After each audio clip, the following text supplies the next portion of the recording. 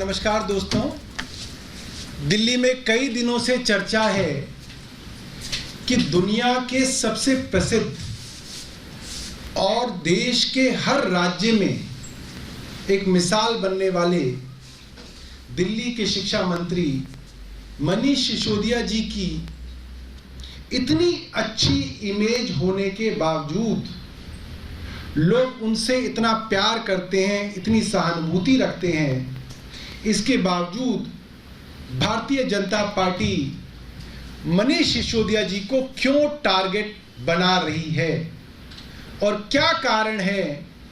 एक के बाद एक एजेंसियों के बारे में पहले भारतीय जनता पार्टी के नेता प्रेस कॉन्फ्रेंस में धमकियां देते हैं, उनके प्रवक्ता टीवी डिबेट में लाइव सीबीआई और ईडी के नाम की धमकियां देते हैं, उनको डराया जाता है, फिर सीबीआई केस रजिस्टर करती है। केस रजिस्टर करने के अगले दिन 30 अफसर उनके घर पे छापा मारते हैं। पूरे दिन भारतीय जनता पार्टी के नेता, भारतीय जनता पार्टी के प्रवक्ता एक शिक्षा मंत्री के ऊपर इतना दबाव क्यों बना रहे हैं। भारतीय जनता पार्टी और प्रधानमंत्री कार्यालय क्या चाहता है। आज मैं आप लोगों के माध्यम से देश के लोगों को कुछ बताना चाहता हूं। मेरे प्यारे देशवासियों, भारतीय जनता पार्टी की केंद्र सरकार क्या चाहती है। केंद्र सरकार चाहती है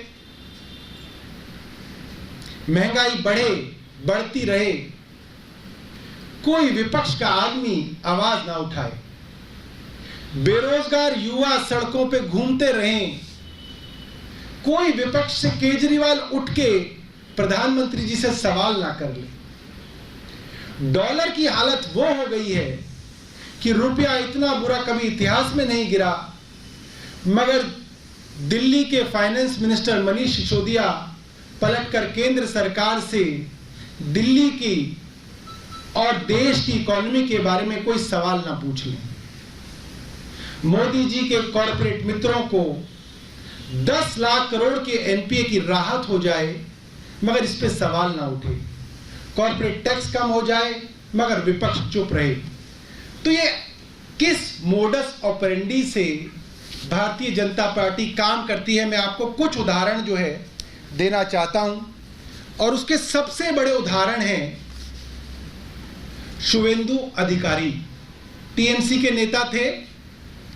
भारतीय जनता पार्टी का पूरा कैंपेन शारदा चिट स्कैम और शुवेंदु अधिकारी के खिलाफ था और कई महीने तक ये जो है पूरा का पूरा नैरेटिव भारतीय जनता पार्टी का चला। जब भारतीय जनता पार्टी की केंद्र में सरकार आई तो सीबीआई ने उनके खिलाफ केस रजिस्टर किया, छापेमारी की।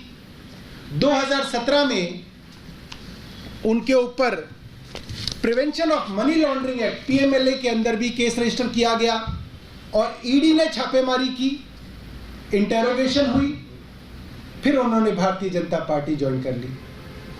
और जब से उन्होंने भारतीय जनता पार्टी ज्वाइन कर ली, सारी की सारी इंटेरोगेशन, सारे के सारे उनके ऊपर आरोप अब खत्म हो गए। अब शुवेंदु अधिकारी जो उस वक्त बंगाल के सबसे बड़े भ्रष्टाचारी थे, भारतीय जनता पार्टी कहती थी, मैं नहीं कह रहा, आज वो भारतीय जनता पार्टी के बंगाल के लीडर ऑफ अपोजिशन। एक और उदाहरण देता हूं, हेमंत बिस्व शर्मा। हेमंत बिस्व शर्मा अगस्त 2015 में से पहले कांग्रेस के नेता हुआ करते थे। भारतीय जनता पार्टी ने असम में बाकायदा कैंपेन चलाया कई महीनों तक हेमंत बिस्व शर्मा के खिलाफ कि इन्होंने वाटर स्कैम के अंदर करोड़ों रुपए हड़प लिए हैं।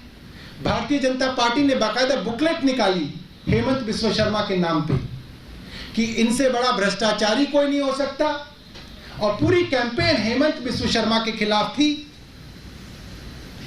और यह मामला यहां तक बढ़ा कि अमेरिका की गवर्नमेंट ने भी इस मामले के अंदर केस दर्ज किया और अमेरिका की गवर्नमेंट ने भी ये कहा कि इसके अंदर किसी मंत्री को पैसे दिए गए हैं और भारतीय जनता पार्टी कहती थी कि वो मंत्री हेमंत बिस्व शर्मा हैं, और आज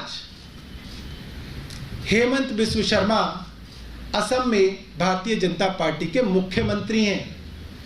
जिनके खिलाफ कैंपेन चलाया उनको आपने पार्टी ज्वाइन कराई और अब वो आपके यहां मुख्यमंत्री हैं। मुकुल रॉय 2017 में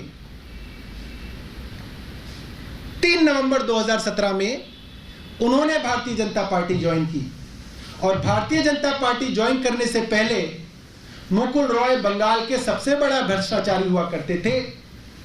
शारदा चिट स्कैम और नड़ादा स्कैम के अंदर सबसे बड़े आरोपी की तरह भारतीय जनता पार्टी ने इनके खिलाफ कैंपेन चलाया।